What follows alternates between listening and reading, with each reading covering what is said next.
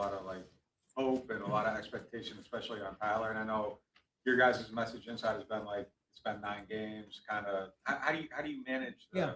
the noise?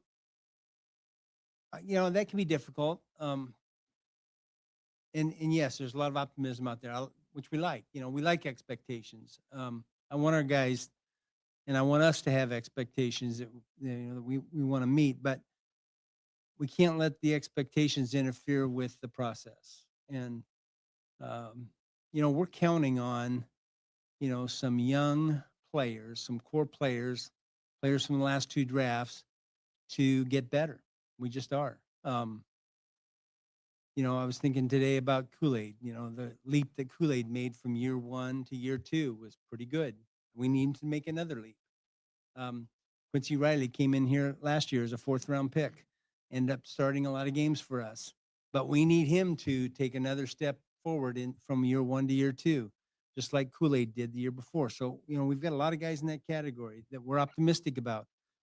But they still have to perform. They have to get better. And our coaches and myself, all of our building, we have to create an environment where they can get better and help them to do that. And so and that's incumbent upon our veteran players as well. We're counting on veteran players to come in here and perform consistently and lead. Take the mantle that DeMario had at times, and so it's about performance and leadership. There's just a lot of things that come with the improvement that we're going to need to go from a 6-win team to competing for the division and trying to make the playoffs. What did you guys learn about the team last year, like through the first 8 weeks, about how it handled adversity and all that stuff that you think might help them handle Yeah, expectations? that was encouraging because years ago, general manager I worked for said that, hey, you're 3 losses away from a mutiny. Lose 3 in a row, you've got to guard against a mutiny, and so that was never the case, and we lost more than 3 in a row. And so that was never the case. These guys stayed the course. The coaches, very impressive. Players impressive. They just kept working, kept grinding, trying to improve, understanding each week. What was stopping us from winning, what was preventing us from winning, and trying to correct that. And it was Mike McCormick, our general manager, when I first, the guy that hired me originally. Yeah. How did Kellen's temperament, I guess, kind of help? How much growth did you see from him last season? Yeah, look, he's got an even keel temperament, and that was on full display last year. And look, it doesn't mean that inside he wasn't churning and grinding and upset, but stayed the course. It was impressive. You seeing different things from him right now, like just in his growth or evolution or comfortability here? Yeah, I think that's natural and would occur with any coach, any new coach in particular. Yeah, there's a confidence in what he's doing and confidence in the plan.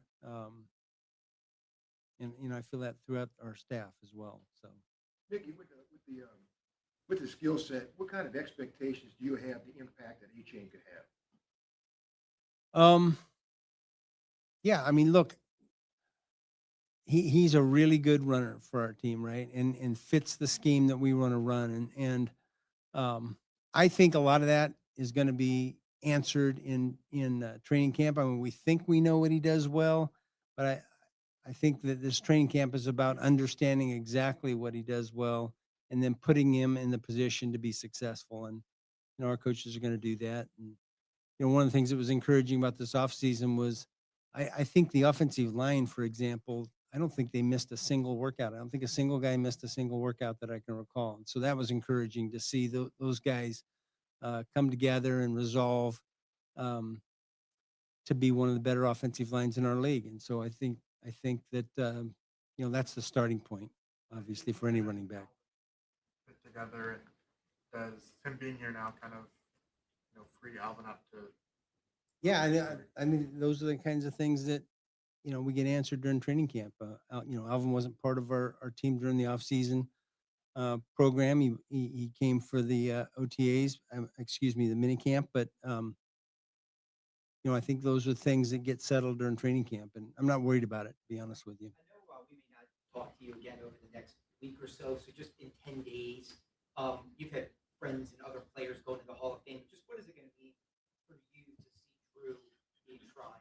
Yeah, good question. I don't know. I don't really know until we get there, and look, I went through this with Cortez Kennedy, who I was really close to when he was enshrined, and I remember being pretty emotional, a lot more emotional than I expected to be. And so I kind of think the same thing's going to happen here. I mean, it's a little bit different with Drew because I think the minute he retired, we all just expected 5 years from now he was going to go in first ballot, no questions asked, and that's what's happened. That's what should have happened, and that's what did happen. So there's a little bit of that, it's not a surprise. It's not, so I think the emotion of that is really going to be felt on that day, and just excited for him. He deserves it. He's such a great person, so meaningful to, the city of New Orleans and the organization. And, he contributed to a lot of people's success here, mine in particular. So it'll be emotional. I'm just excited for him and his family. How much of a gamble did it feel back then with him? Yeah, it was a bit of a gamble. Mr. B used to say that he hated gambling, and I reminded him, we kind of rolled the dice on Drew with that shoulder, and we rolled the dice on a young coach, and so that's kind of gambling too.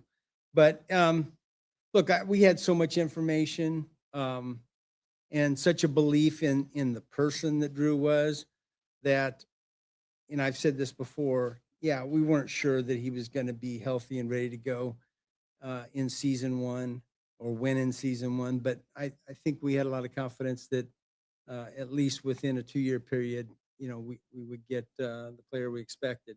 Now, he far exceeded expectations. So as a player, and he obviously exceeded expectations in terms of coming back from that shoulder injury so quickly. So. Signs you look for when you're talking earlier about those players making a jump? Like this time of year, what are you kind of looking for as camp develops, whether that jump is happening or meeting expectations? Well, I think the first thing is look, we get to observe them during the off season. Are they here? Are they working hard? Are they intentional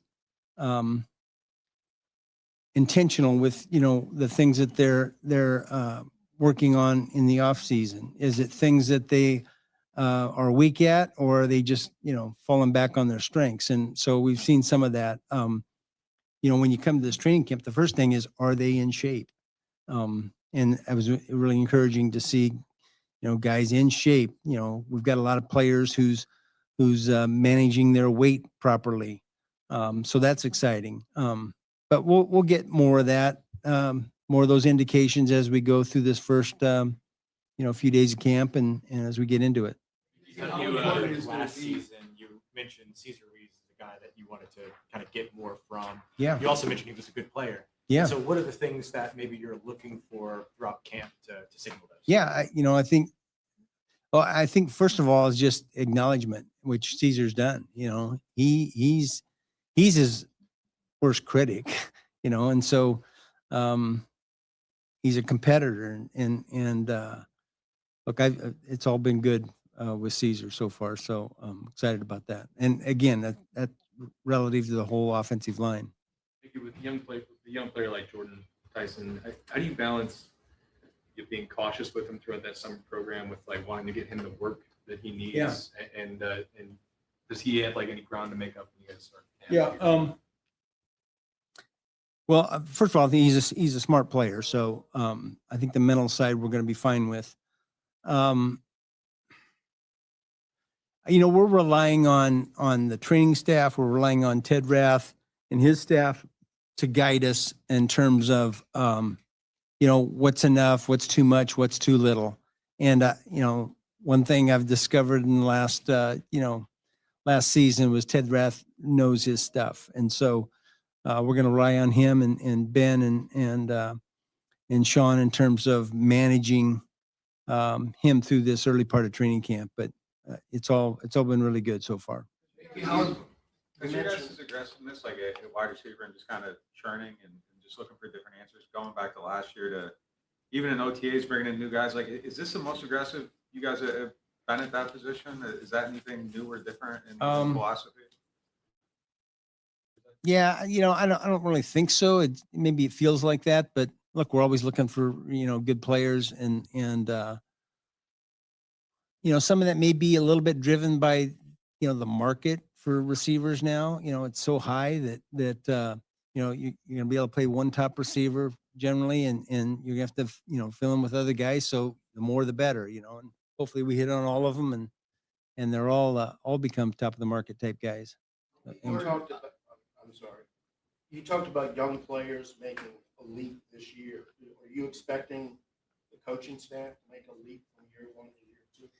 Look, we've got experience and really good coaches. So I'm not worried about them in terms of them making a leap. I'm worried about, them helping, and I'm not worried about it really. Our coaches are going to help our young players. They're going to give them the environment and the tools to improve. And I know we'll do that. How important is it going to be for the young defensive linemen that you invested in, that they take that next step and contribute? Yeah. In the interior D line. Yeah, I think it's important. I mean, one of the guys was Vernon Broughton, right? And we drafted him last year, 3rd round, and had high expectations. He got hurt. It's not his fault. He got hurt, but we have expectations for him, and he's been around. He's been doing really well. So I'm anxious to see that. That's part of this training camp. It's almost like a rookie year for him. Yeah.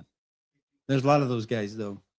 With Chris Olave's contract negotiations, the nature of the issues he's dealt with the last 2 years, the concussions and the blood clots, has that made it more unique, more difficult for you to navigate and not having a lot of real comps to base that kind of stuff off of? And how much has that affected the process?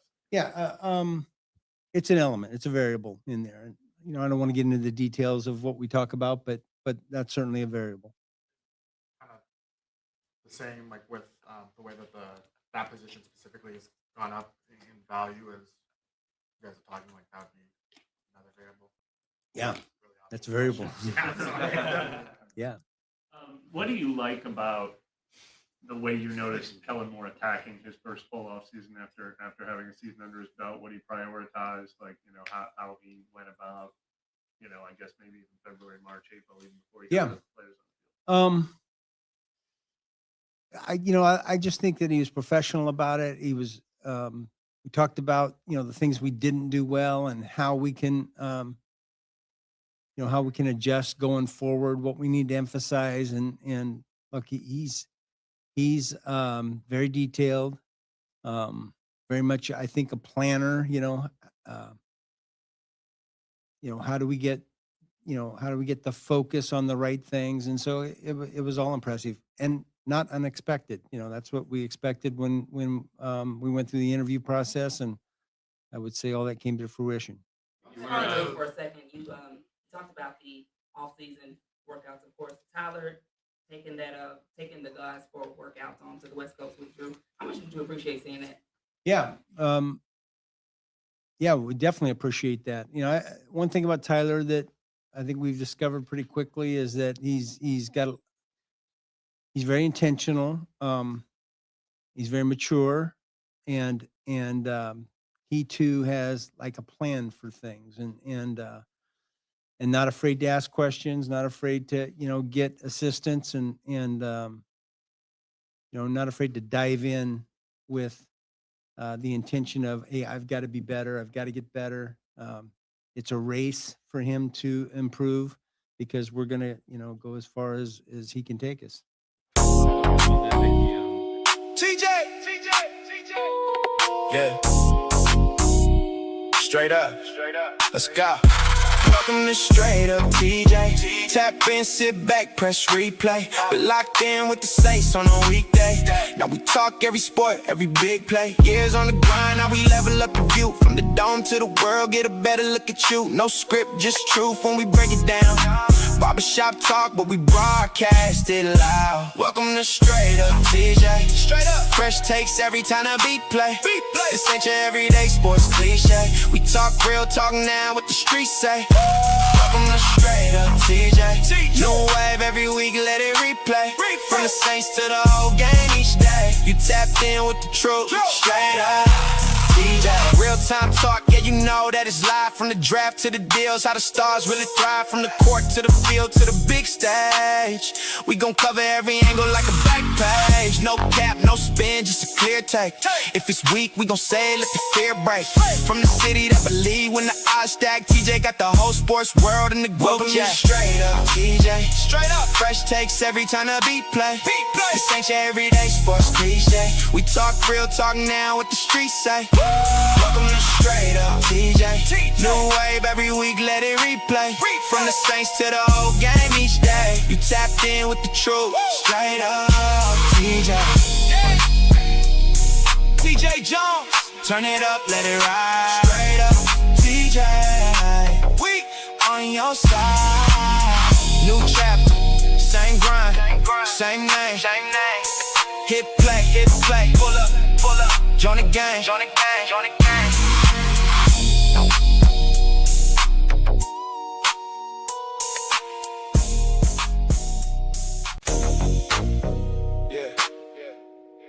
Who that nation? Turn me up. Quarterback locked in. Oh, y'all already know, man. We gonna get you lit before the show hit. Let it go. Touchdown lights when you run that show, man. Don't hit that subscribe button. Hit that like button. Straight Up TJ Podcast. Let's go. Feel the vibe. Fourth quarter, still alive. Who that ride? Side by side. Tyler Shough got the city outside. Step in the huddle, everybody locked in. Calm in the pocket with the game on 10. Defense coming, but he don't fall. Eyes downfield in that black and gold. Quick release, let it fly real clean. Superdome rocking like a movie scene. Crowd going crazy, hear the baseline boom. Shough hit the field and lit up the room. New era, new spark, new flame. Big arm energy, remember the name. From the snap to the pass to the end zone dance. Saints got a shot every time he got a chance. Hands up high when the Saints come through. Black and gold, yeah, you know what we do. Say his name when the beat drop low.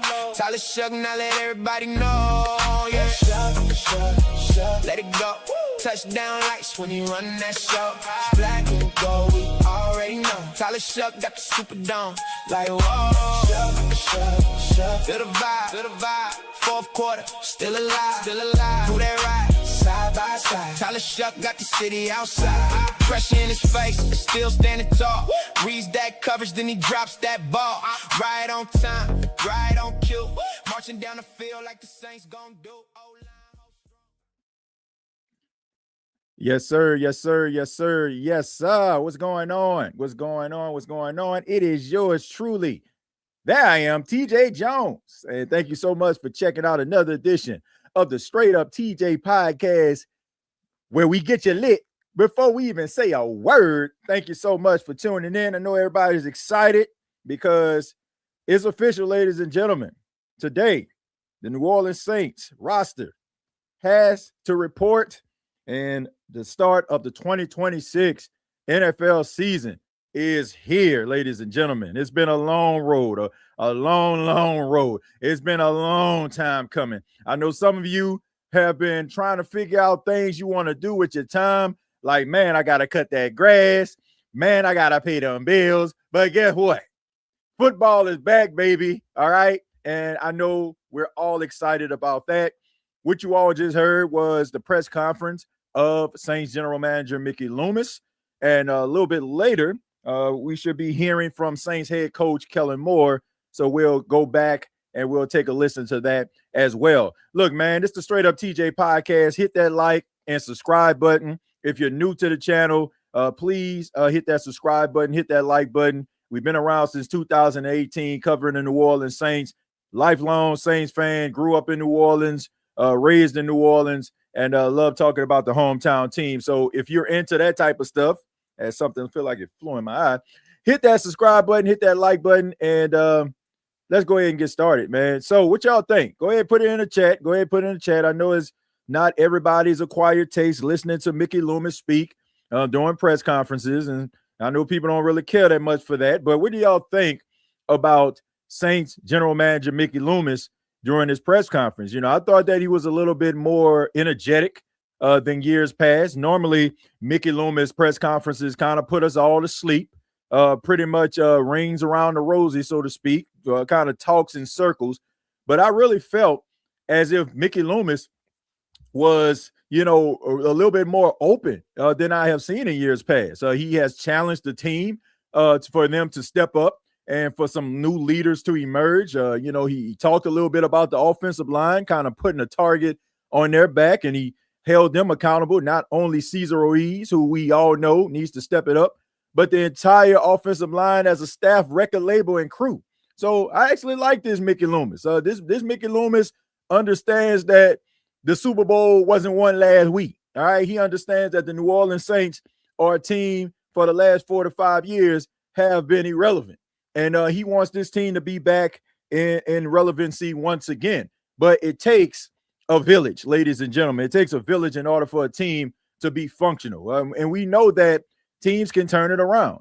We seen it a couple of years ago with the New England Patriots, right? When Gerard Mayo was the head coach, the New England Patriots couldn't find the playoffs, couldn't sniff the playoffs. But then all of a sudden, Mike Vrabel comes along, and you got Drake May as your second-year quarterback, and the next thing you know, the New England Patriots somewhere in the Super Bowl. So teams can turn it around extremely quickly. The Seattle Seahawks are another team, right? Turned it around. So the New Orleans Saints could be in that number, no pun intended. Now, I'm not going to say they're going to the Super Bowl, but they damn sure can make it to the playoffs. If you believe the Saints can make it to the playoffs, go ahead and put that fleur-de-lis in the chat. All right, put that 1 in the chat. Y'all already know what it is, man. Y'all know that the New Orleans Saints are capable at least making a postseason. All right, but I'm just excited about football being back. And for those that may have questions and comments as we wait for the press conference of head coach Kellen Moore, go ahead and put your comments and questions in the chat. Very interactive podcast here on the Straight Up TJ podcast. It's very simple. Put your comments in the chat so you can tap in. Yeah. Ay. Tap in. Straight up TJ on the mic. If you with me, let me know. Drop your name in the chat tonight. I want that real talk, not a ghost. Say what get you the most. If you vibing, make it loud. We can run it back, go post to post. Put it in the chat. Put it in the chat. If you feel that, yeah, run it right back. Put your comments in the chat. We would like to hear from you. Straight up TJ, tap in. Straight up TJ, tap in. Put your comments in the chat. Let the whole room see it too. Straight up TJ, tap in. Straight up TJ, tap in. Yes, sir. All you got to do is put those comments in the chat if you want to tap in. But let's go ahead and get into it, man. One thing that I'm looking forward to this entire training camp process, I want to see some of these young studs step up, rise to the occasion, and take advantage of these opportunities. It's been a long time since we have seen the New Orleans Saints look as young as they do right now, which means you're going to see some young players emerge to be those cornerstone players, to be those leaders on the team. So I want to see if some of these young players can step up. Now, we all expect Saints starting quarterback Tyler Shough to take that jump from year 1 to year 2. There has been a lot of conversation that involves Tyler Shough, and can he step from year 1 to year 2 and elevate his game? Now, we've seen a lot of reports talk about Tyler Shough and how he looked year 1 versus how he looked year 2 in some of the offseason activities. He is starting to emerge as that leader. He is starting to galvanize the team. He is starting to get guys together in order to develop chemistry on the offensive side of the football. And he's doing all the right things that you want to see from your starting quarterback. But the question is, can Tyler Shough elevate his game? I know that you have some people who are skeptical of Tyler Shough. They're skeptical and because they talk about his age as if this man is 35 instead of being 26, going on 27 years old. This is a guy who is a guy that's mature, a guy that understands the game of football. Him going to Louisville, they are basically a factory when it comes to the pro style offense and getting guys prepared at the quarterback position to be pros. And Tyler Shough can be a name amongst the NFL world that can be a leader as well as a face of the franchise. But he has to be able to put it all together. He has to make sure that he does his part. Right now, expectations are high, but we all know it doesn't take much for expectations to fall once again. I'm excited to be a part of this process when it comes to watching the New Orleans Saints, analyzing this team, because I think I speak for a lot of people out there when I say it's been a long time since the energy has been as high going into a season as it is right now with the New Orleans Saints. And I just hope that they are able to rise to the occasion. Now, with expectations, we all know what comes with that, right? Those expectations, people expect you to go out and be able to perform and win some games and make some noise in the NFL. Now, if the New Orleans Saints, they start reading their own press clippings, they start looking around, start sizing each other up and be like, yeah, we got this, we got that. We know that that is a recipe for disaster. You got to keep your head forward. You got to continue to work and you got to continue to grind, because right now it's all expectations. It's all expectations. It's up to you what those expectations can be 2 months, 3 months from now. But they got some talented young players on the team, so I'm looking forward to seeing what those young players can do. The running back position, I'm not looking at Travis Etienne.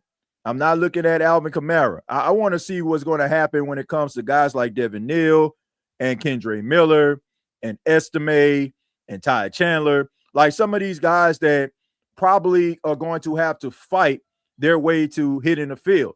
And when you think about guys like Kendre Miller, who has dealt with an ACL injury and has dealt with a whole bunch of injuries, despite the fact of being a very talented running back, you got to believe that he's the guy going into the 2026 training camp on a bubble. And he has to go out there and he has to make sure that he performs. Now, I didn't hear his name on the list. I didn't hear. Like, I heard Mickey Loomis talk a little bit about some guys that are starting on the PUP. I believe Mason Tipton was one of those names. I believe Xavier Harris was a guy who was a part of the NFI thing, where non-football related injury dating back to his time at Ole Miss. So him not mentioning Kendre Miller, I'm assuming Kendre Miller should be ready to do something. But this is big for Kendre, because I don't feel like the pressure is as high on Devin Neal as it is on Kendre Miller. Kendre Miller was a guy who went into the doghouse of Dennis Allen. When Kellen Moore became the head coach, they gave him opportunity to kind of, hit the reset button. He did some really good things, was looking like one of the best, if not the best running back in the room for a couple of games last season.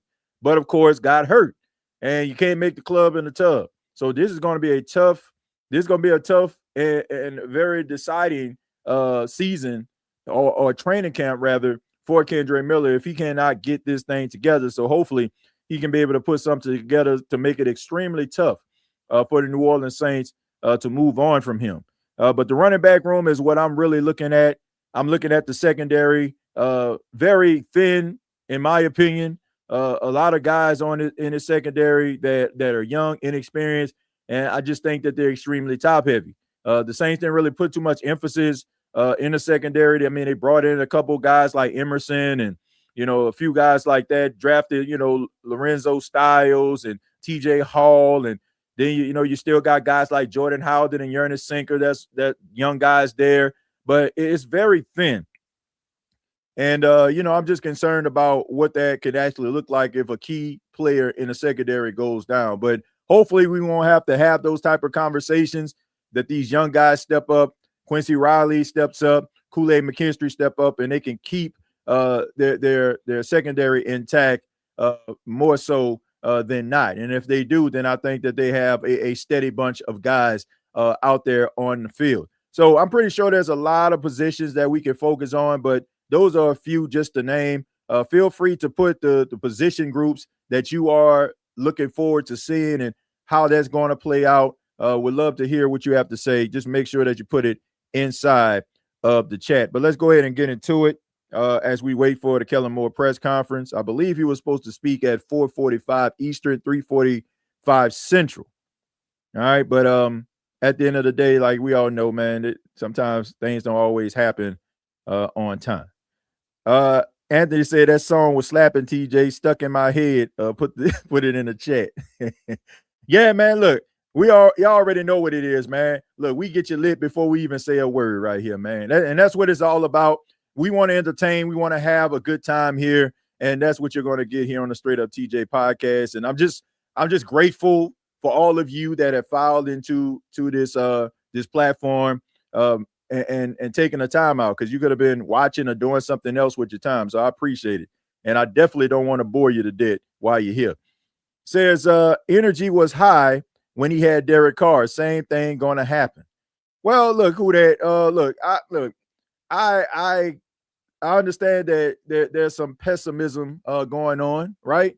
You don't want to put all your eggs in one basket. I mean, being hurt, you know, who that you remind me of a person that has been hurt in relationships and you know, people telling you, man, get back out there, man, get back out there, go on that date.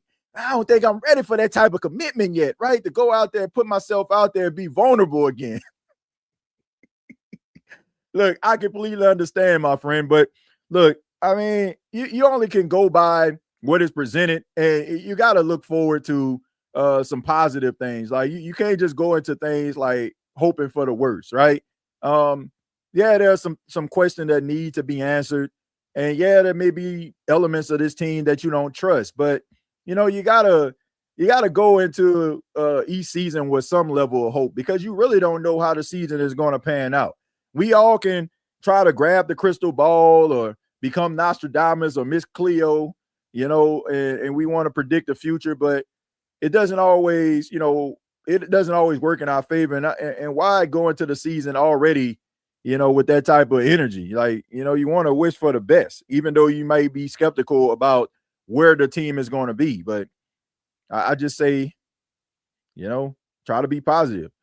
Heard Tyson ready to go. Yeah, Jordan Tyson, he's good to go. So that's a good thing. You know, the Saints were bringing him along very slowly, which we all understand, you know, and I get it. Everybody want to see what this young man can do, but you want to be on the safe side as well. And, you know, I expect for him to be a integral part of the Saints offense. I expect for him to make some plays. And, you know, I'll go a little deeper than that. I think that he will be one of the top rookies in the entire NFL if everything pans out. I believe in this kid. He's a good player. He's a humble kid, and he just loves football. And when you have that type of element going for you, when you got that type of recipe, you can cook up something very, very special. So I expect Jordan Tyson to be a really good player for the Saints. I'm curious with all our new backs. Yeah, I mean, it's a good problem to have, but somebody is going to get cut. And a really good running back is going to end up getting cut and being on the outside looking in. And I'm just telling you, it's looking more like Kendre Miller, man. So Kendre needs to put together a really good training camp, because if it doesn't pan out with the Saints, he can land on his feet somewhere else. So he needs to put together a solid campaign, and he needs to be out there as much as he possibly can. Hoping Kendre hamstring at training camp. I'm just hoping. I'm hoping for him, because this is not a good look if he ends up getting injured again. I'm excited, but I don't want to get too excited right now. Still a lot to prove. Yeah, I mean, I'm just excited about the season starting. That's number one. Like, I just like talking football. Like, trying to create different, I guess, like just create discourse and have these shows and podcasts without feeling like I'm trying to gyp the people that tune in is very, very tough. And, you know, just being able to talk football and discuss football and really have these type of conversations that can actually lead somewhere instead of just What will happen if you do this? What happened if you put these two guys together? What happened if you add this to the team? Well, we're going to see how all this stuff comes together, and we can talk about it in real time. So I'm just excited football is back. I'm hoping Kendra can put it together. Yeah, I think we all do, Desi. TJ, what it do? I'll be out there at training camp Sunday. Hope to see some guys from the podcast there. Varnell, look, I'm glad that you're going to go ahead and head out there. And, shouts out to everybody that's going to be a part of training camp and be a part of that, but we'll be giving it to you here on the Straight Up TJ podcast, as well as the Sleeper Saints podcast throughout the entire training camp process. And TJ Jones, I don't understand why Demario Davis went to the Jets. I understand he started there, but why? I think that he ended up going there. Number one, look, football is a business at the end of the day. And we're talking business and we're talking about, guys being able to take care of their families, that's important. And then on top of that, I'm pretty sure the New Orleans Saints wanted to get younger as a team. So I'm pretty sure that had to go into consideration as well. So that's something that I'm pretty sure was considered. But I'm not mad at all at a guy trying to go out there, get the bag, and take care of his family, because that should be a woman's number one priority, is to take care of the family. So I think that probably had a lot to do with it. But what I'm doing is I'm actually going to put on the Kellen Moore press conference here. Kellen Moore is speaking with the media right now. Shouts out to the New Orleans Saints media team right here, because the new cameras that they're using for this year look pretty damn sick. Was you guys evaluating whether there was a role for him on this team, or you always, like, while installing your playbook, had something envisioned? Yeah, I think that's a fair observation. I think you're always looking for a role for guys, and I think sometimes getting a chance to evaluate where our roster's at and who we have on the roster and how this thing's developing allows us to take a little bit of time to do that the right way. And there's a little financial part, obviously, that the business side had to take care of, and so I thought it was a really good process. We didn't anticipate necessarily Alvin doing as much in OTAs, so that kind of gives a little bit of time to see some of these other guys and see how this would fit in this equation. And so we all feel really good about it. You make adjustments now, though, like knowing for sure that he's here? I mean, because he's such a unique type of player. Did you already have everything that was going to be installed, or are there now different packages? I think that's an ongoing process. I think early in training camp is, still, installation, so to speak. You're kind of teaching systems, getting guys comfortable. I think where you get into the player specific opportunities come a little later in training camp. And I think that's where certainly. By the way, we're doing a process count, ladies and gentlemen. A process count. How many times Kellen Moore says the word process? Let's see. Make sure that you keep counting the chat. That ought to be fun. We will be excited to, have those exploration phases when you have the running back room that we have. And so I think, we feel good about the roles and the opportunities that will be presented to these guys. Get it done before camp, and I guess you can even throw Cam in there, getting it done in June. Like, knowing those issues, if you want to call them that, are resolved, what does that do for you as a coaching staff now and all that? Anytime there's definition, allows us to build plans. It's the NFL. There's always a million moving pieces. That's just inevitable. These rosters are always moving, but Cam, Alvin, they're really talented players.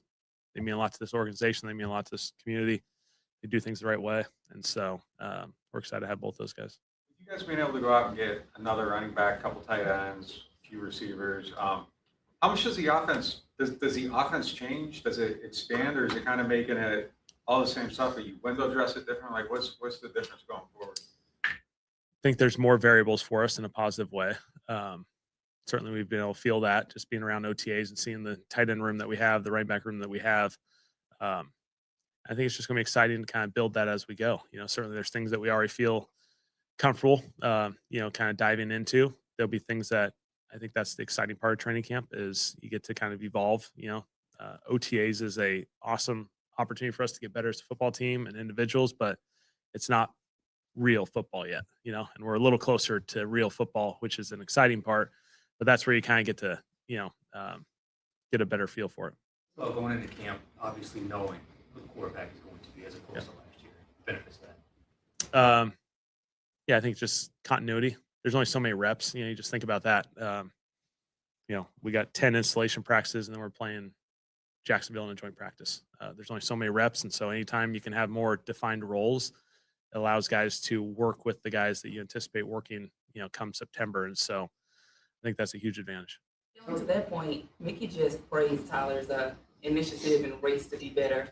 We talked about him and a lot of pass catchers going to the West Coast with Drew. What did you think about that? What was your appreciation with seeing that? Yeah, I think it's just a awesome leadership example of what our football team looks like.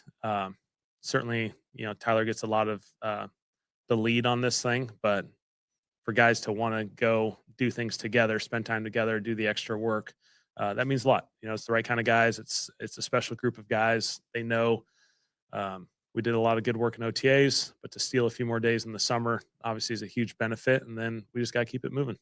Callum, what did you learn about your team off-season program, and what do you like about this team going into training camp? I'd say they competed really well, connected really well. They put in a lot of time. Second off season is always going to be better, just because of the continuity and the expectations are more aligned, and everyone understands what to expect. But I felt like it was a good program. It put us in good position. Now we obviously have to do the real football part moving forward. What do you think of the chemistry that Chris and Tyler developed last year through, obviously they're very successful together, and what excites you the most about how they can kind of keep developing that chemistry this year? I just say they've done an awesome job, continuing what they built on late last year. Chris had a phenomenal season. I thought Tyler finished off strong. That continuity is obviously a huge asset. You look at a lot of these top quarterbacks in this league, they got consistent guys around them a lot of times that they can, lean on and anticipate throws to these guys because they've spent so much time with them. And so they're just continuing to build. They're continuing to grow. Good job during OTAs. Off season's been good. And now we're into training camp mode. With the continuity that you have going from last year to this year and kind of the groundwork now that you have with the offense and defense, do you anticipate using more opportunity, or rather, what do you anticipate the sort of role of things like unscripted practices or unscripted sessions being this year? Yeah, once you get through the initial stage, it becomes more free-flowing. Those joint practices obviously are good evaluations. We kind of view this almost as like 4 stages training camp is. There's the acclimation phase. There's kind of the compete stage, or the competitive stage where we got to go, push ourselves. Training camp's going to be a little bit uncomfortable for everyone. That's just how it is. And then you get to go, evaluate yourself against, really good talented teams in these joint practices. And then after that, we kind of come back for a couple of weeks to start moving our eyes to the regular season. So I feel like it's a good formula.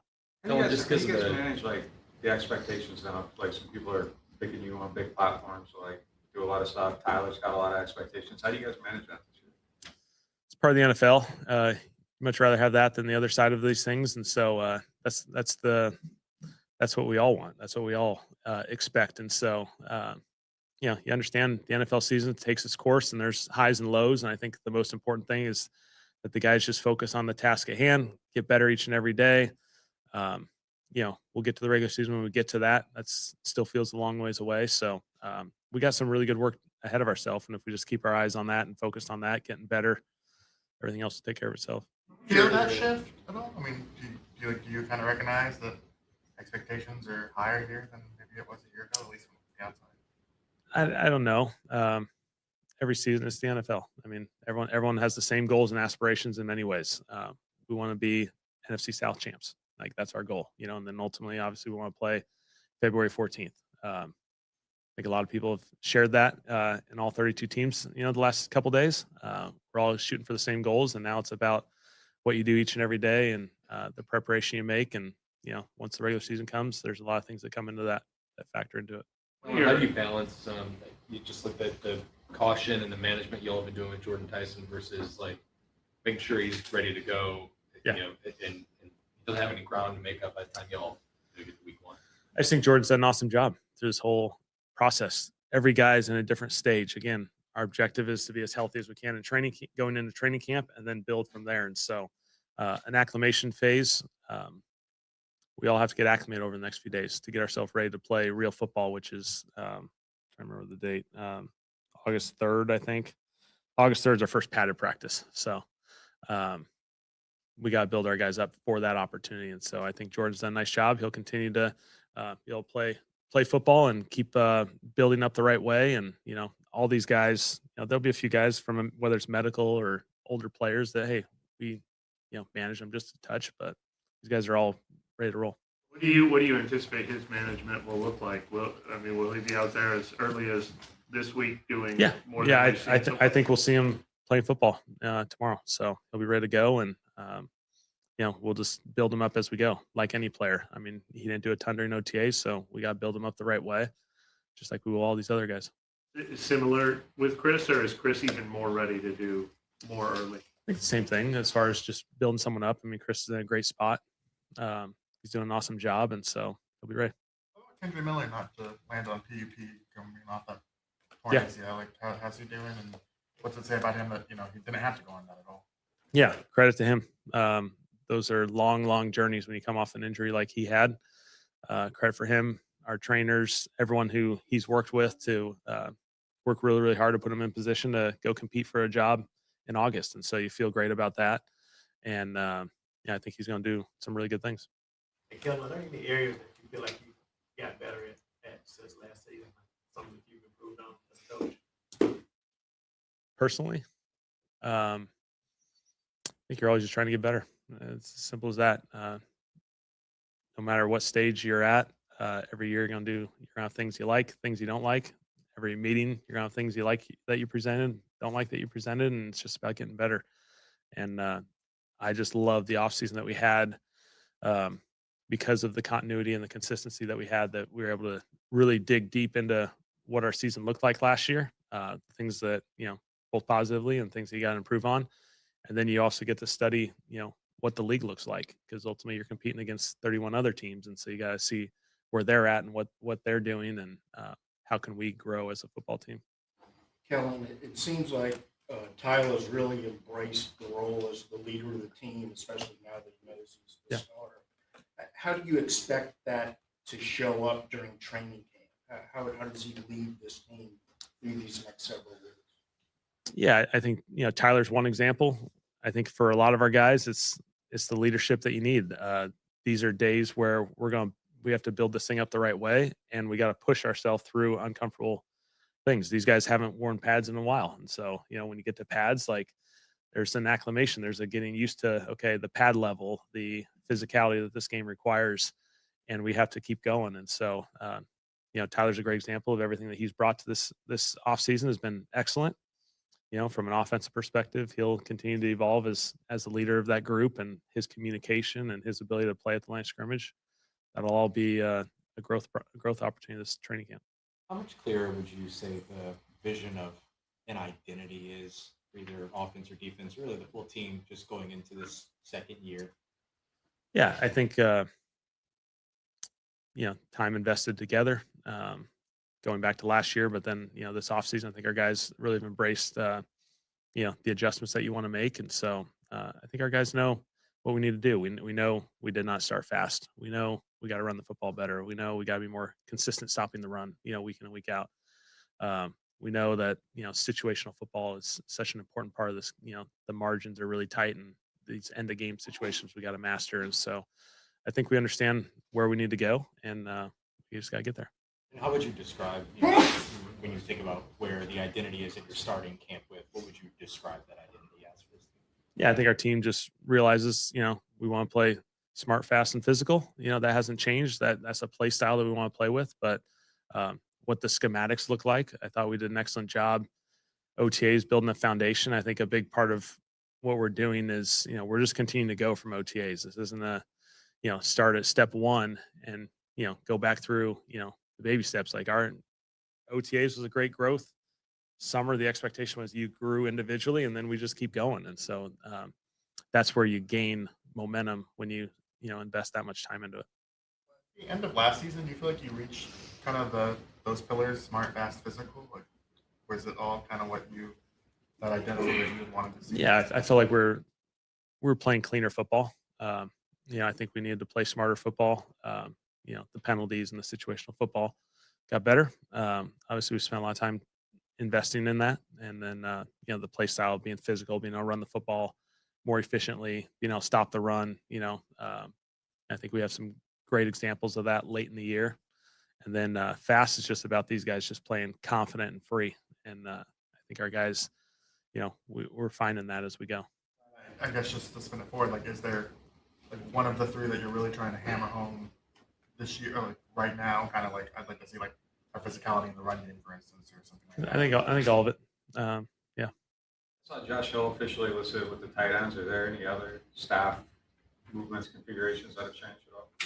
I don't think anything new. Obviously, Will Clapp would be our one main addition. Him coming over during the offseason. But yeah, Josh has been kind of around it, a lot of last year, kind of being in the personnel department, but starting to evolve into the coaching side of this thing. And so Josh is special. He's one of the best all time.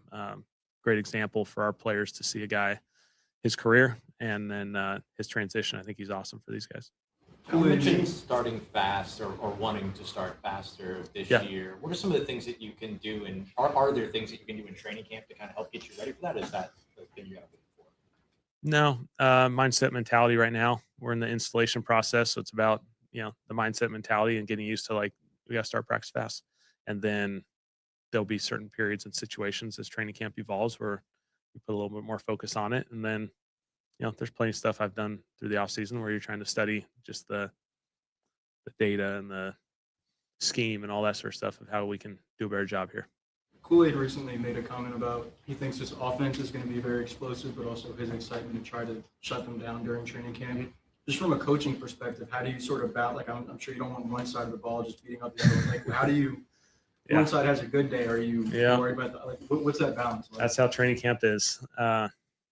One side wins, one side loses, and they're both on your side at the end of the day. So, yeah, I think the goal at the end of the day of training camp is it's an opportunity for these players to learn and grow. So, not expecting it to be perfect. I'm expecting, them to have good moments, and I'm expecting them to test their boundaries and make a mistake. And, I think that's an important part of what training camp is. And, so just like, during the day, I think at the end of the day, you hope that there's days or periods where offense does well, then defense does well, then offense does well, then defense does well. Same thing in special teams when you rep those periods that one side is, successful, and then the other side responds the right way. And so that's just what you're looking for. Maybe the benefit of having so many joint practices that you kind of get a measuring stick where it's not just your guys. Yeah, I think it'll be good. It'll be change of environment, change of scenery, so to speak. Second off season, so I think our team's more ready for it, and you'll get some different looks, different personnel, different presentations. Again, a lot of it goes back to getting your starters and that first group really ready to play football come, whatever, the second week of September. I felt like conversation around the league. Sorry, do you have any special message for the team we talked to, team meeting, any point of emphasis you want to set the tone? I think the biggest thing is just, we have a plan. Let's execute the plan. We've put a lot of work into this thing. We've put ourselves in excellent position coming off of OTAs in the summer, and now it's about really focusing on this training camp. The season will come, eventually. We got to get better, and we got to focus on this plan, and we got to have purpose with it, and we got to test ourselves. Training camp. When you're in Metairie in training camp, it's going to be hot and humid, and there's going to be some adverse elements in that. Also putting pads on, that's an adverse element when you haven't done it for a while. And so we got to be comfortable being uncomfortable a little bit and push our boundaries a little bit. And that the joint practice will lead into that as well. You mentioned that you had some players, obviously, you have to manage their reps in camp for age or whatever reason. Is Eric McCoy one of those players coming off those injuries? I think any guy that's, I'm going to say 8+ years. I mean, they've played a lot of football in the NFL, and so you're always going to be smart with those guys. Everyone's on different trajectory through training camp as far as where we're building them to. Some guys are obviously going to be competing at a high level through training camp. Some guys are getting ready for, early September. And so, Eric's done an awesome job through this whole offseason program. He's in an excellent spot.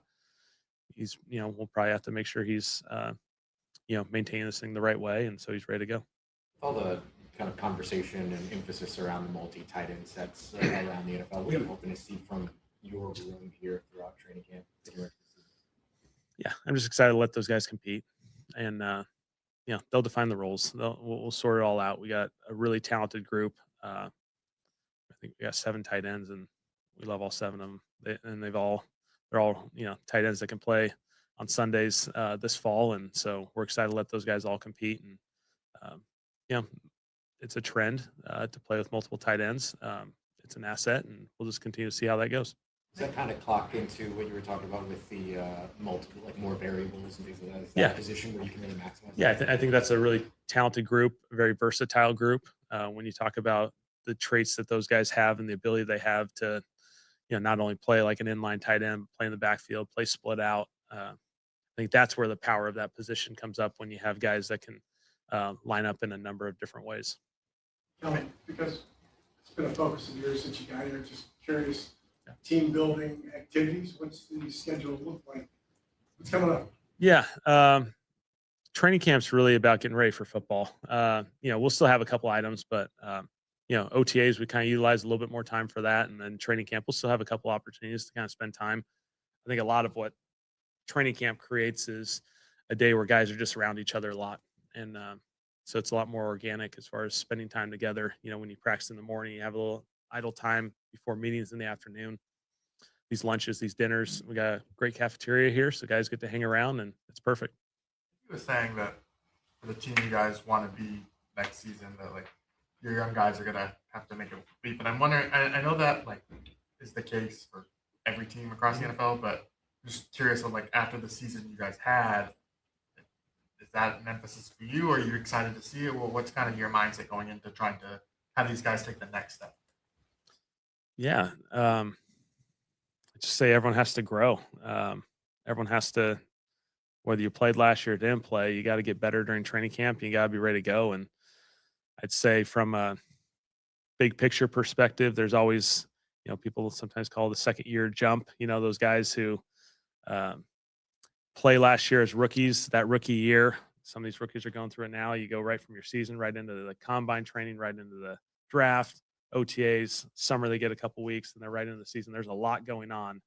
And then those guys who come back after that first season, it's like, all right, I got a whole off season to like kind of train myself, get into the system. I'm not learning a bunch of new stuff. I'm building off of what I learned my rookie year. And so I think that goes for a lot of guys. When there is a trend like the 3 tight end thing, like, are you looking at everything the Rams do, like their run game behind it, like all the duo stuff? Like, is it all of it, and you kind of just see what pieces fit? Like, how do you adopt something like that? Yeah. Usually you're going to try and watch a number of teams, in those spaces. Studied a lot of league. I think studied as much of the league this year as ever, which has been a lot of fun, I think, for our coaching staff in all 3 phases. I think we've studied football really, really diligently. And so the Rams have made headlines for 13 personnel. Get it? They had a ton of success, and, the numbers obviously, show that. A lot of other teams that did it, and, maybe slightly different ways. And so you're kind of constantly trying to look at, what can probably be best implemented for our football team and tying it together. And so, I think it's been a lot of fun. Are you married to like a very specific way of doing things, or are you kind of open-minded, like a new idea? Open to things up? Like some people have a system now. Who that ain't buying it, nah, they ain't feeling that. Jeff wrote another one, fans looking like, what's the deal with that? Tried to paint Camaro like he watched, we ain't hearing that. Put him back in space, watch him shake, watch him kill him fast. Screens disappear, wheel routes gone where the motion at. Running them up middle like he Henry, that ain't where he at. AK still got magic, better use him where the field is vast. Saints fans know the truth, we ain't falling for the Duncan draft. Jeff Duncan dropped a piece, now the city got opinions talking. Move on from Camaro, fans saying he tripping. You can't blame the player when the play calling been missing. Had a cheat code in the backfield, now they use him like he basic. When he first came through, he was catching in the flats. Linebackers frozen, he was gone before they tagged. Wheel route up the sideline, screen pass with the blocks. Now they slam him in the A-gap like he built a movable box. That ain't AK's lane, that ain't how he made his name. He need daylight misdirection, let him cook inside the game. Why we acting like the talent left? The use has been insane. Same old story, different star. Fans peeping out. Who that ain't buying it, no, they ain't feeling that. Jeff wrote another one, fans looking like, what's the deal with that? Tried to paint Camaro like you watch, we ain't hearing that. Put him back in space, watch him shake, watch him kill him fast. Screens disappear, wheel routes gone where the motion at. Running them up middle like he Henry, that ain't where he at. AK still got magic, better use him where the field is vast. Saints fans know the truth, we ain't falling for the Dunkin' drafts. They remember Mike Thomas, yeah, they seen this before. Same pin, same angle, tryna push him out the door. Fans ain't rocking with it, they been keeping up the score. Like why every time I start down, you gon' twist it even more. This feel like a hit piece, that's what they saying in the streets. From the dome to the timeline, everybody got receipts. Camaro ain't the problem, man, the scheme got him asleep. You don't park a foreign car, then complain it ain't cheap. Give him option routes, motion line, backers in the bind. Let him catch it on the move, not collide with the line. He ain't Derrick Henry, stop pretending that's the design. He a joystick with the vision, let him work and let him shine. Who that nation loud, they ain't quiet with the facts. They seen AK carry, they ain't turning on fast. Before you say he done, better check how he been tasked. A weapon out of rhythm, still a weapon with a chance. Who that ain't buying it, nah, they ain't feeling that. Jeff wrote another one, fans looking like, what's the deal with that? Tried to paint Camaro like you watch, we ain't hearing that. Put him back in space, watch him shake, watch him kill him fast. Screens disappear, wheel routes gone where the motion at. Running them up middle like he Henry, that ain't where he at. AK still got magic, better use him where the field is vast. Saints fans know the truth, we ain't falling for the Dunkin' drafts.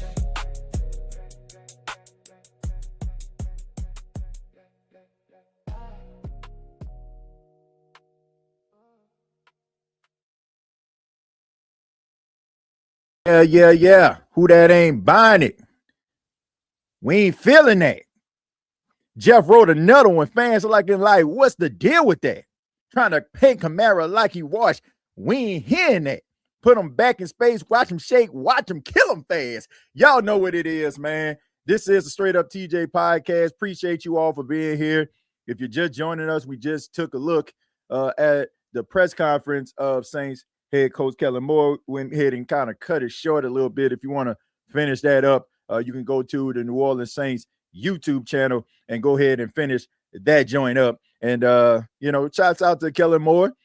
Somebody must have gave him some PR training, some interview training, because I didn't hear the word process as much as I thought I would this time around. I only heard it a handful of times. And also it seems like he a little bit more confident, speaking to the media. So I don't know if it's just the fact that he's familiar with the group, or it's just the fact that maybe he took the time to kind of just work on some media training. I don't know, but it seemed like the word process wasn't used as much as I thought. I only heard it maybe like 3 times. But all in all, man, Kellen Moore, that is his press conference ahead of the Saints about to hit the field on Wednesday for Saints training camp.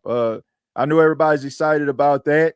I didn't expect for anybody's press conference on Tuesday to knock anybody's socks off. We know that, Saints head coach Kellen Moore isn't the rah-rah guy, and neither is general manager Mickey Loomis. But I think we have a clear understanding of what both individuals want. When you're talking about Mickey Loomis wants to get back to the Saints being a legitimate franchise, and Kellen Moore wants to build on some of the momentum that they had towards the tail end of the season. So all of that comes with the New Orleans Saints hitting the ground running, starting fast. We know that has been an issue with the team over the last few years, not being able to start games quickly enough, always falling behind the 8 ball, 14-0 before you can put the first batch of nachos inside of the tray. If you're inside the Superdome, it is absolutely ridiculous, man. So hopefully they can go ahead and get the job done,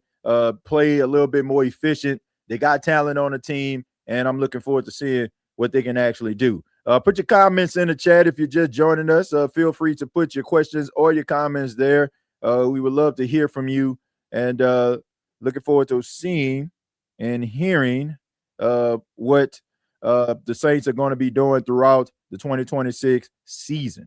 Let's go ahead and get into it. It says, I wonder if anybody sent that video to AK. Yeah, that's a good question. I really don't know. I don't know if Alvin Kamara seen it or not. But at the end of the day, I'm glad you all enjoy it. I'm glad y'all saw it. That's all that matters to me. Let's see. Training camp wars. Wright is young. Yeah, I mean, look, I like Jeremiah Wright if that's who we're talking about, Reginald. And I think that guy has a future. And I think that they brought him to the Saints in order for him to push Cesar Ruiz. I don't think that's a coincidence. So when is the Pro Football Hall of Fame? I believe that is on August 8th, which is actually my birthday. So yeah, I think it's on August 8th, if I'm not mistaken, the actual game. Let's see. Hall of Fame game is next Thursday at 7 p.m. Central. Okay, I'm gonna take Jerry's word for it. I'm gonna take Jerry's word for it because, you know, I mean, Jerry always be on top of the news and stories. So I'm gonna just go ahead and yeah, I'm gonna just say that's when it's going to happen. But I know the enshrinement ceremony, I believe, is on the 8th. That I do know. That I do know because I actually got a notification to actually attend the Hall of Fame. But unfortunately, I won't be able to make it. Even though I got the invitation to go there, that would be absolutely sweet. But like I said, it's on my birthday, and my wedding anniversary is the day after my birthday. So I think my wife can be understanding when I go to the NFL Combine. I think she understands when I roll up to Mobile at the Senior Bowl. I don't think I could be able to talk myself out of celebrating our anniversary to go watch Drew Brees. Because I'm going to have to watch it on TV. I love Drew Brees, but I love my bed even better. You know what I'm saying? They try to sleep on no couch. All right. But we're going to be watching that chance for Drew Brees wherever we are on August 8th. All right, it says I was actually talking about the ceremony. Yeah, the ceremony is August 8th. Let's see. Wish I can go there, but can't. Yeah, man. I mean, a lot of people, you know, wish that they can show up. That's definitely something I wish I could have rolled up to, man. And the fact that I actually got accepted to actually attend there as a member of the media is pretty doggone sweet, man. You know, despite what people may think about my media credentials down there in New Orleans. But let's go ahead, read some of your other comments. Says, hope everyone stays cool. Yeah, man. Hope everybody stay cool as well. What do y'all think about Kellen Moore's press conference? I guess that's the next question I have for the chat. Let's see. Kamara still laughing at Duncan. Yeah, people are saying that Jeff Duncan ducking. They changed his name to Duncan, but I don't think so. I think he's on vacation from what I heard. I don't think he ducking. Says, let's see. I don't blame you, TJ. Your birthday on August 8th and your anniversary on August 9th. Better decision. Yeah, man. Look, I would love, you know, to have attended the Hall of Fame, you know, especially since the greatest New Orleans Saint of all time, Drew Brees, has been enshrined. But like I said, man, it just, you know, yeah, it just didn't match up with the time that I have available, unfortunately. Says Shough versus the Saints secondary. Yeah, that should be something to watch. But look, I want to say this. I want to make this very clear. If Tyler Shough struggles a few days against the Saints defense, I'm okay with that. I'm okay with that, because what you don't want your quarterback just to have a field day against the defense. Because what does that tell you? That tells you that your defense isn't that good. Look, I just think that iron sharpens iron, right? I don't think it's a coincidence that when we used to see some of those camp battles between Michael Thomas and Marshawn Lattimore, I don't think it's a coincidence that both guys were locked in when they were going up, when Marshawn was going up against a top receiver and Michael Thomas was going up against a top cornerback. Like, iron sharpens iron. And when you don't have too many dogs on your team to be able to push other position groups, I just think that the team kind of fails. And we also get a false sense of reality of what the team actually looks like. If you have a really good offense and your defense is trash, well, guess what? I mean, you might be able to put up a bunch of points against your defense, but when you go up against a formidable defense, you're going to struggle. So I'm not upset if the defense gets the best of a Tyler Shough on a few days in camp. That's what you want. You like, if he throws an interception or two in camp, I'm okay with that, right? That just means that the defense is elevating him. And if he ends up, like, you know, converting on certain situations and he looks good doing it, then I just think that we have our answer. But I'm not upset, because you got to keep in mind, if they are catching interceptions and making it tough for a quarterback that Saints fans expect to make plays, then what does that tell you what they're going to do against another quarterback like a Jared Goff or some of these other quarterbacks that they have to go up against? So don't be upset if they be like, well, Tyler Shough threw an interception in camp today. Well, that to me, that's not necessarily a bad thing. That means your defense is trending in the right direction. It seems the Saints have been drafting a few more secondary players than in years past. Yeah, I mean, they did it late. They did it late, right? They drafted, I want to say Lorenzo Styles in the 5th round and then TJ Hall in the 7th. But I mean, they've been trying to get players. Quincy Riley, I think they drafted him in the 4th round. Was it the 4th round that they drafted Quincy Riley?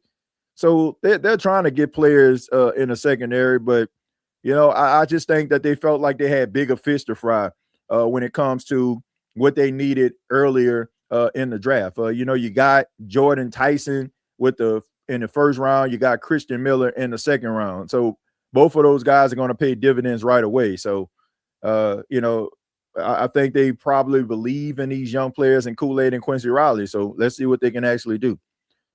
Honestly, not only Drew Brees is my favorite player, but Larry Fitzgerald is also my favorite player. I was almost a Cardinals fan. Well, look, I like Larry Fitzgerald. I liked him from the time that he was playing at Pittsburgh. I remember when he was on the cover of that NCAA football game back in the day, man. I always liked Larry Fitzgerald. I thought that he was a dog at Pitt. I think that he's one of the best wide receivers to ever play the game. I mean, definitely had the best hands that you ever seen from a wide receiver. And the fact that he was able to play on the outside all those years, and then when he started to slow down, embrace the slot and got about 5 more years out of his career, that just tell you how great Larry Legend actually was. So, yeah, I like Larry Fitzgerald, like watching him play.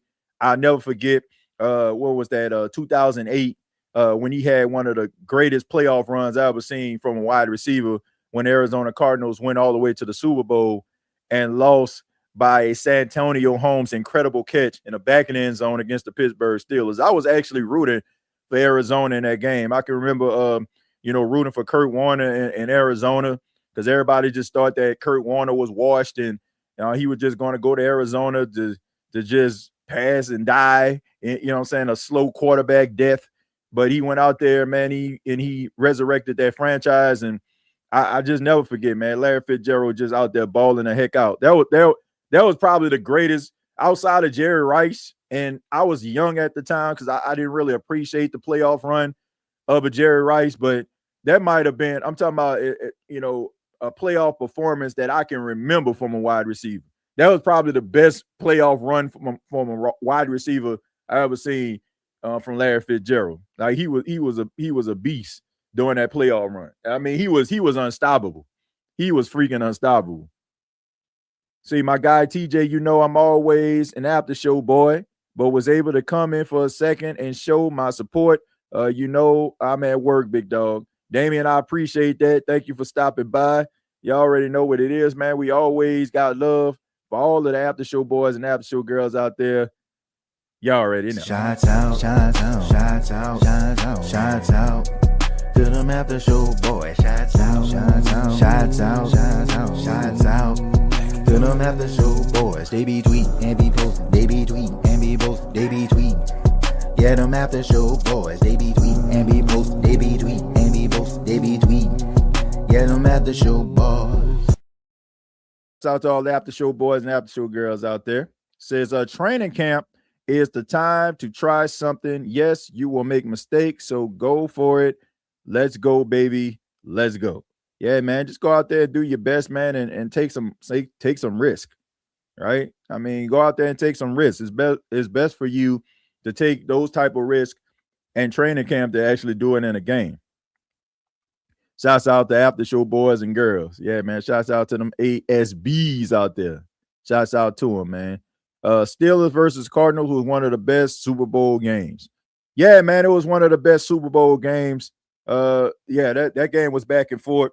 I'm gonna be real. When I saw Larry Fitzgerald catch that 71-yard touchdown towards the tail end of the game, I was like, man, Larry Legend.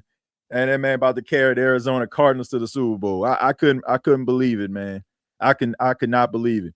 But man, that was a one hell of a catch by Santonio Holmes, man. I mean, homeboy dotted the eye for real, man. I'm talking about the heel of that boy's foot just touched a couple blades of grass. I mean, that was one incredible catch. That was a hell of a throw by Big Ben too. I give him that, but I mean, we give a lot of credit to these quarterbacks, but that catch was incredible. That catch was incredible. To all the brothers and sisters that ain't here. Yeah, man. To all the brothers and sisters that ain't here. Shouts out to them. Yeah, man, look. A lot of exciting things going on with the New Orleans Saints. Man, but look, I got a question for y'all. I don't know if some of y'all been following this story. Y'all already know, man, we talk Saints, but we talk NFL too. But there's a story that's going on around the National Football League involving 49ers head coach Kyle Shanahan. And I mean, this story right here is just absolutely insane. He got into a car accident, man, like a serious car accident where he had to get like 40 stitches. He broke some ribs. I mean, he really messed himself up. And the talk has been the fact that it happened 11 days ago. And some people are asking, well, why hasn't it taken so long for the story to come out? Why didn't they report this right away? Is there some foul play afoot that nobody just wants to discuss? I don't know what it is, man. All I know is the 49ers may be in trouble if Kyle Shanahan isn't available. Like, you can talk about Kyle Shanahan choking in the Super Bowl. You can talk about Kyle Shanahan choking in big moments, but Kyle Shanahan is one of the best coaches in the NFL. And if he's not available and he has to kind of sit out for a little while to get himself back to health, then the 49ers can actually suffer because of this. And I don't know, man. I just got an issue. I just got a problem, y'all.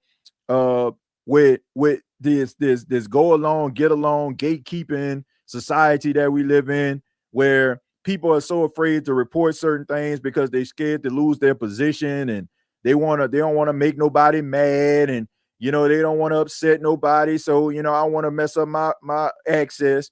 Man, there's no way that we live in a world today where you have 11 days go by and nobody says anything. So that just, to me, that was reporters probably protecting the 49ers to make sure that they can actually get their ducks in a row, to make sure that they protect the brand, and make sure that they don't make somebody mad, so the next time when they ask about a player, they can get what they want. I'ma just keep it all the way a buck. People hide things all the time. Like the whole Mike Vrabel, Diana Rossini situation that happened throughout the summer. Like, I'm gonna let y'all know, man. I mean, they had talks going on around that as early as February. Like, I heard that, like, before it even like got out and made waves. So people be protecting these individuals, man, and they just be protecting their access. And that's why, honestly, man, like, people ask me all the time, they be like, man, why I don't go to like certain, things. And I know a lot of the way that I approach media, a lot of things that I say, because I'm brutally honest, especially when it comes to me covering the Saints, causes me to maybe lose some access. But at the end of the day, man, I'd rather stay true to the people than to be sitting around here like just trying to play along with people just so I can be able to get some access, to make myself feel like I'm important. I just think that if you are a journalist, if you're a person that's following the NFL, the NBA, your top priority should be to your audience. Point blank, period. Now, I'm not saying go out here and just burn every bridge that you have, but at the same time, I just feel like you have an obligation to the people, right? The people are the ones that make you who you are. Like, I mean, you're absolutely nothing when it, if the people don't get behind you. The people are the ones that's pushing your stories. The people are the ones that's retweeting your posts. The people are the ones that's subscribing to your channel. People are the ones that's subscribing to your newsletters. So I just feel like they should be the number one and most important people. And when I tell you this, if I ever reach a moment where I'm like, should I say this? I'm gonna make somebody mad.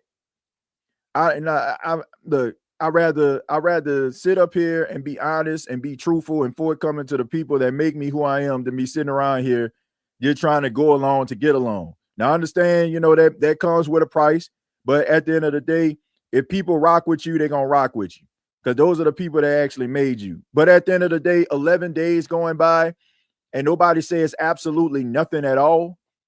Like after 11 days, nobody said nothing at all. I'm just wondering, man, will a real story come out one day? Because I think it's just deeper than him just coming back from a chiropractor appointment. That's just my opinion. But ain't nobody released this. Ain't nobody say anything about this. But I think it's much deeper than that. Because if it was nothing like, I guess nothing that was, I guess can be considered controversial or anything like that, you would go ahead and just put it out there. Man, prayers up for Coach Kyle Shanahan as he has been in an accident. Ain't nobody even say anything. So I'm just wondering what the 49ers got to hide. Where do you think Villaverde will end up if the Bucks trade him? I don't think Villaverde is going anywhere. I think that's leverage. And I think that's just something that was put out there in order for him to create some type of buzz in order for the Tampa Bay Buccaneers to pay him. I do not feel like Villaverde is going anywhere. I think that's just his agent. I think that's just some PR stuff to try to put some smoke, towards the Tampa Bay Buccaneers way to try to light a fire under their behind in order for them to be able to pay him. I don't expect for Villaverde to go anywhere. This guy's a leader of the team. He's a force in the middle, and he's a really good in nose tackle. So I don't expect for him to go anywhere. Like this is a power play. This is leverage. We've seen this before. Myles Garrett did the same thing last year with the Cleveland Browns. I mean, I know he plays for the Rams now, but he did the same thing, wanted a trade. Browns end up paying him, making him a highest paid pass rusher in the NFL, and he went back to the Browns for one more year. So I think that this is just one of those situations where they're putting those stories out there. The agent, sending a story to some top journalists, and a journalist is putting it out there to try to put a fire under the Tampa Bay Buccaneers to force their hand and for him to make a power play. But if I am a betting man, I would honestly 100% say that homie ain't going nowhere. I would be shocked. I would be shocked if Villaverde is on the move. There's no who did they pay? Who did they pay? Like who on the Tampa Bay Buccaneers team is demanding that type of bread to a point where you can't pay Villaverde right now? I mean, think about it. Like who is paid on their team? Antoine Winfield Jr., Baker Mayfield. Like who is getting paid? Like who's paid on the team? So I just think that's a power play. 49ers had terrible luck with injuries. Yeah, man. Even I mean, the coach getting injured. Say it with your chest. Yeah, man. Look, I'm just tired of the fakery, man. I am, man. I'm just tired of the fakery. Like people just want to go along and get along, man. I ain't kissing nobody ass for no access.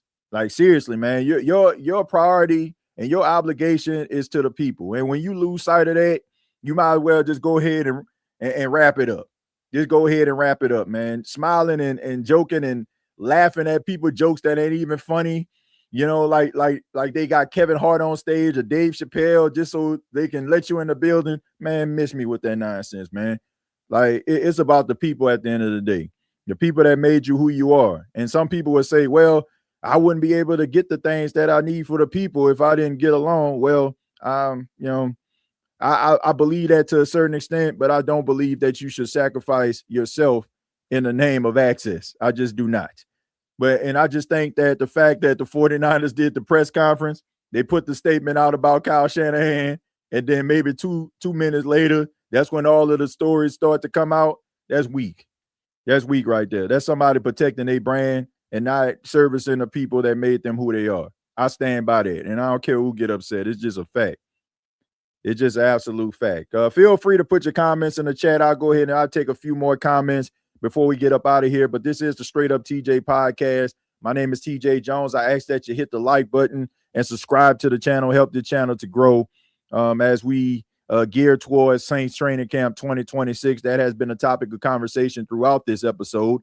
And, just looking forward to the New Orleans Saints hitting the field. Great news. Jordan Tyson will be a full participant in training camp. He'll be a go. We heard that from Mickey Loomis, and we also heard it from head coach Kellen Moore. I know Saints fans are looking forward to seeing what Jordan Tyson can do on the field.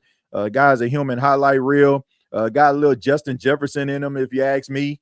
And I think that he got some dog in him, man, some real dog. And I think that he's worth the wait. I think that the Saints know what they have in him when he is at 100%. And that's the reason why they kind of gradually brought him along, wasn't trying to push the issue, all in the name of, fans demanding to see what he can actually do on the field, trusting the process. And that's important. That's important to do. So this young man can hit the ground running. He had a hamstring injury, towards the beginning of the year. He didn't really take part in anything when it comes to the combine he did some things at Pro Day, just enough in order for people to kind of see what he can do, showcasing his skills. The Saints end up drafting him. Like I said, it didn't really push him, to a point where, they can possibly, cause him to have some lingering injuries. Even Jordan Tyson admitted himself, some of the workout regimens that he's done, strength and conditioning, he has to pay close attention to. He has to focus on. So this is a young man that understands what he needs to do to get better. This is a young man that understands what he needs to do in order for him to be on the field consistently. And I expect for him to do that. They also talked about Chris Olave, which is a hot topic of as long as Chris Olave doesn't have a contract, you got to wonder, like, what will training camp look like for Chris Olave? Will Chris Olave be able to go out there? Will he participate in those activities, or will he get information, or will he get advice from his team to tell him to kind of settle down a little bit, pull it back a little bit, will they do that? And look, I appreciate Mickey Loomis for basically saying what I've been saying since the absolute beginning, which is the main reason why Chris Olave has not signed a contract, and it has a lot to do with the fact of his concussion issues. And I believe that the New Orleans Saints, rather we find out now or later, they want to put some type of clause inside of his contract. And I'm pretty sure maybe the representation of Chris Olave may be pushing against that. So the Saints want to protect themselves from a business perspective. A guy who has had at least 4 concussions in his career dating back to Ohio State. They want to err on the side of caution. They like him, but at the end of the day, football is a business. And I honestly feel that is the holdup. If they can find a common ground, I believe that would be the day that Chris Olave signs an extension. But the Saints probably want to put something inside of that contract to protect him in case Chris Olave goes down with a concussion. But if I'm Chris Olave, I'm definitely, and this may not be what Saints fans want to hear, but I'm looking at it from a business perspective. If I'm Chris Olave, I'm not going out there going balls to the wall without a contract. Because if he ends up getting hurt or he ends up pulling something, then it's going to stop him from getting his bread. And that's something that he doesn't want to do. And we've seen players get hurt, get injured, can't play anymore, and then all of a sudden the team just go and they look in a different direction, and that player loses out on bread. So everybody talking about how good Chris Olave is. Mickey Loomis talk about how much of a team player he is. I would not think any less of Chris Olave, any more, any less, if he was to sit out during training camp. And you as a Saints fan, you shouldn't think of Chris Olave in any way either if he ends up not taking part in some of these activities, because you have to look at it from a business perspective. Like, we look at these guys making millions of dollars, but at the end of the day, these organizations make way more money than these players. So if he decides that he's not going to take part in all activities and he's going to try to taper back just a little bit to make sure that he's protected and make sure that he doesn't go out there and hurt himself before he ends up getting an extension, I ain't got no problem with that, and neither should you. But hey, I'm just being honest. But TJ, if he doesn't go balls to the wall, the rest of the NFL will notice, and he won't get his contract. That's not true. That's not true. Inevitable, because you got to think about it. Okay, think about when Michael Thomas. Think about what Michael Thomas now. Now Michael Thomas didn't take part in the activities before he got paid. And what did he do when he got paid? He had 149 receptions, NFL record. He had the most receptions in NFL history, a record that still is, still alive and well to this very day.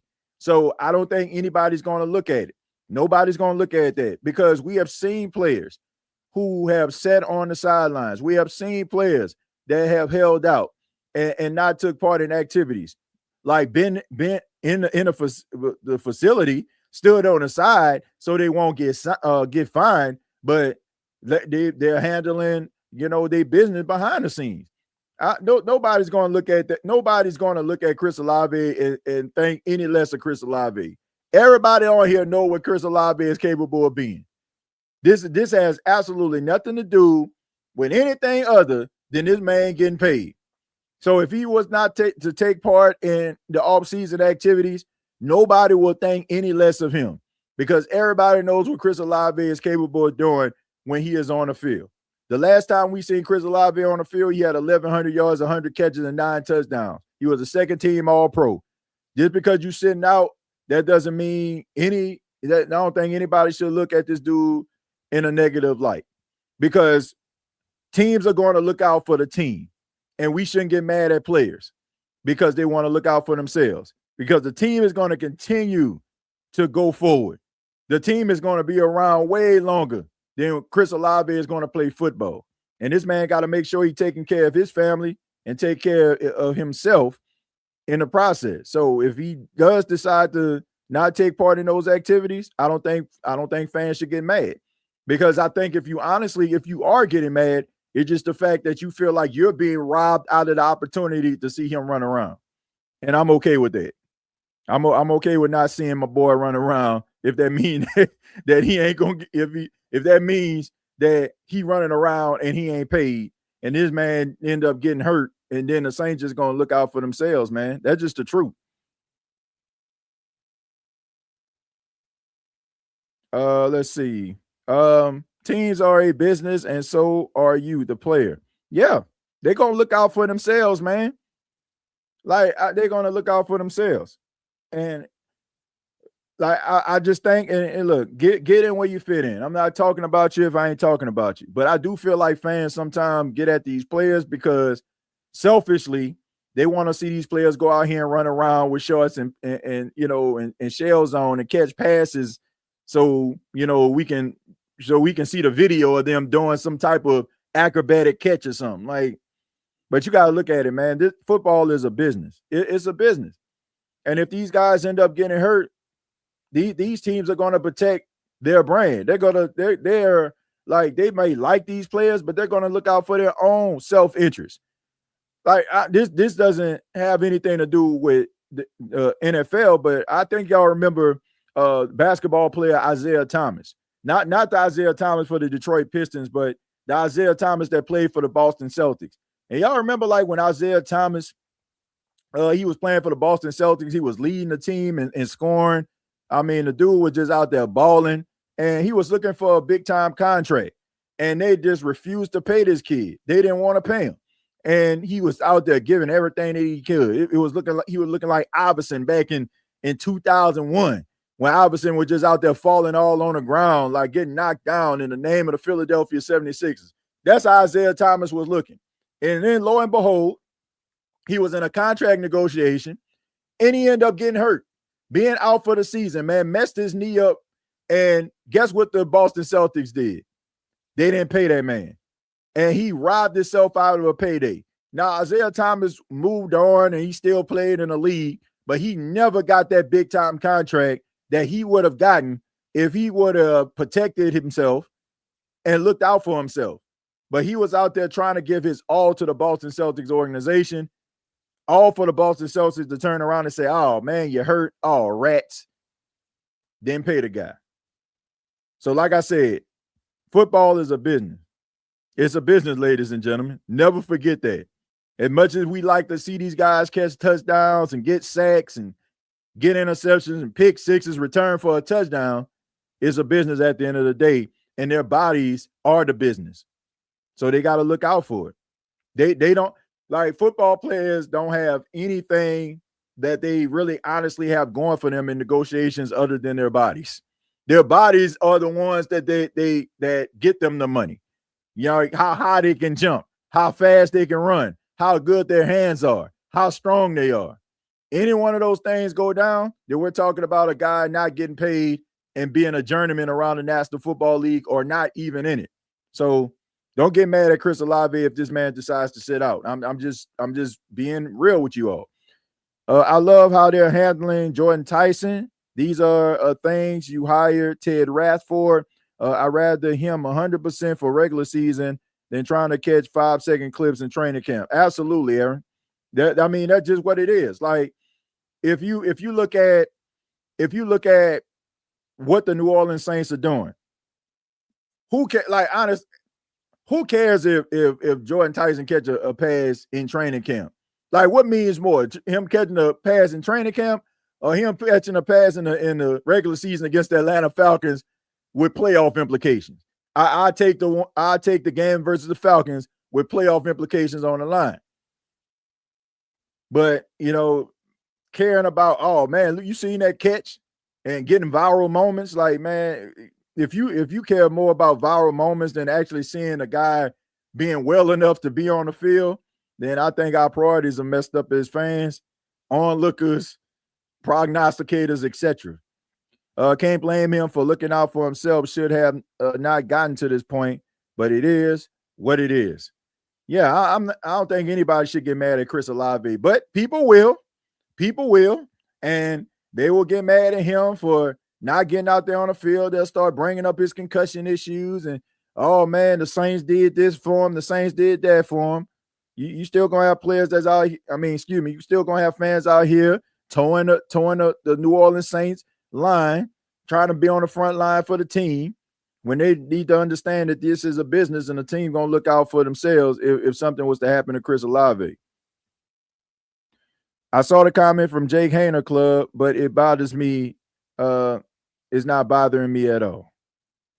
Hey man, who cares at the end of the day, man? If you ain't got no haters, what they say, you probably if you got haters, you probably doing something right. That's what they say.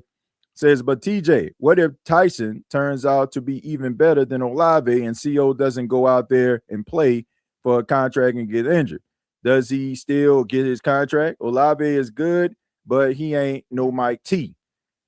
He's still gonna get his contract. Like, man, look, he's still gonna get his contract. That's not gonna stop the New Orleans Saints from giving him a contract. They would, like, honestly, that would be insane. If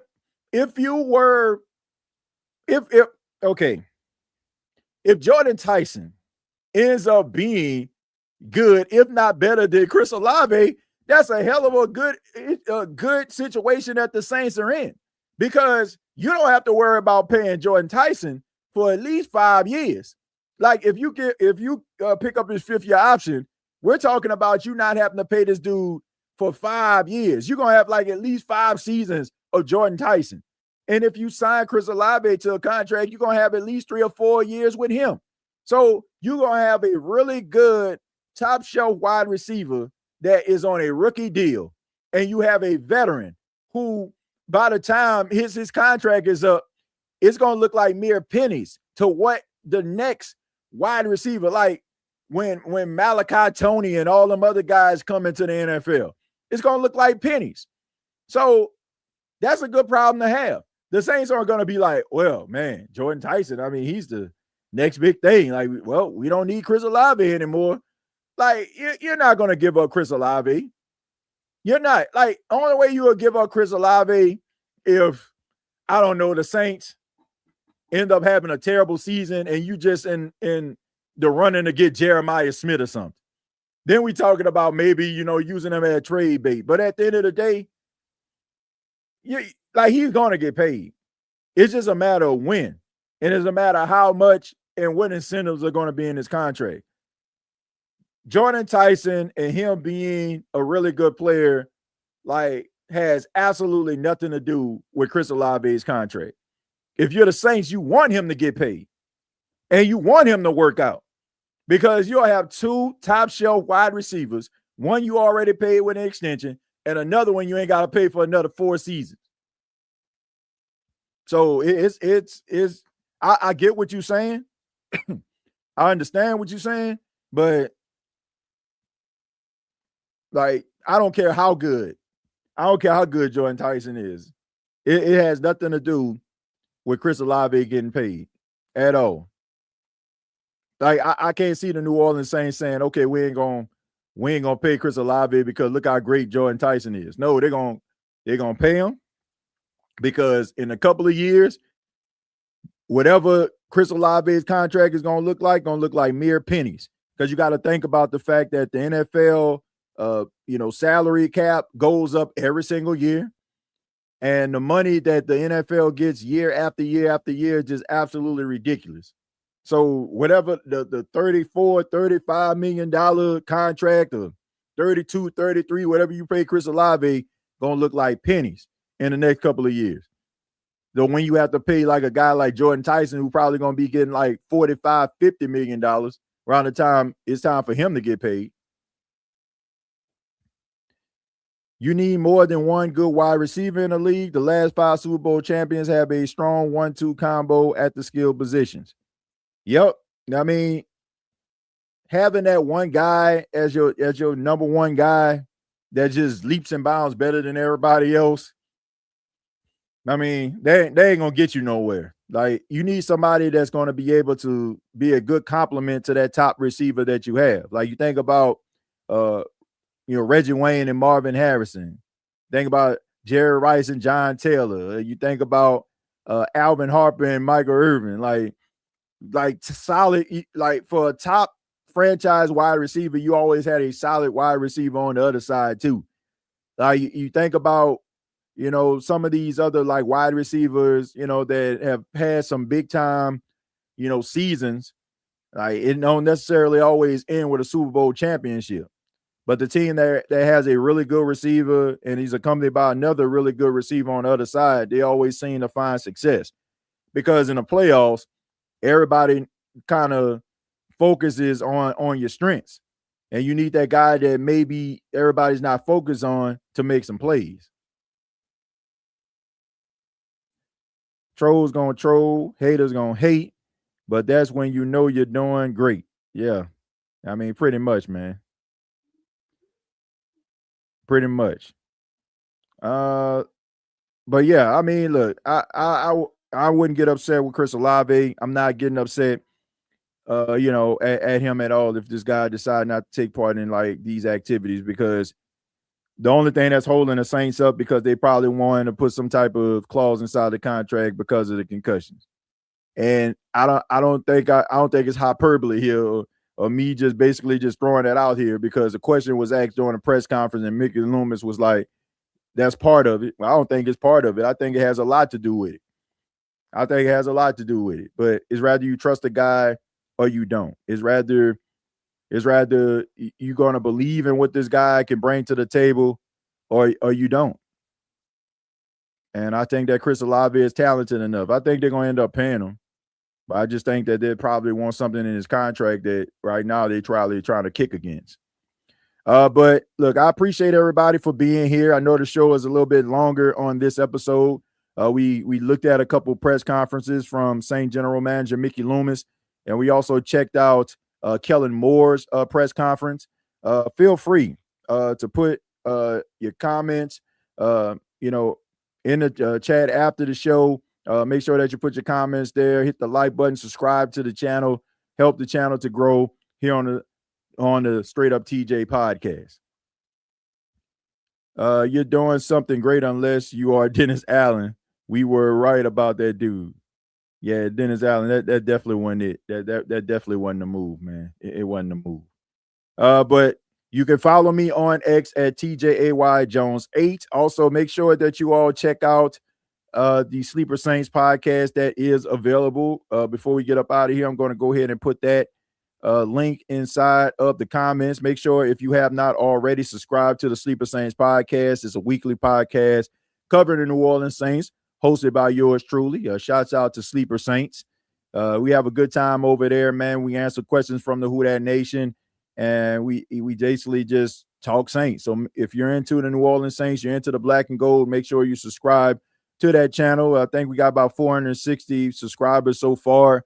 We started that podcast maybe like a month and a half ago, and we're hitting the ground running, man. So we want to try to push that podcast. We want to try to push that brand and try to make it successful.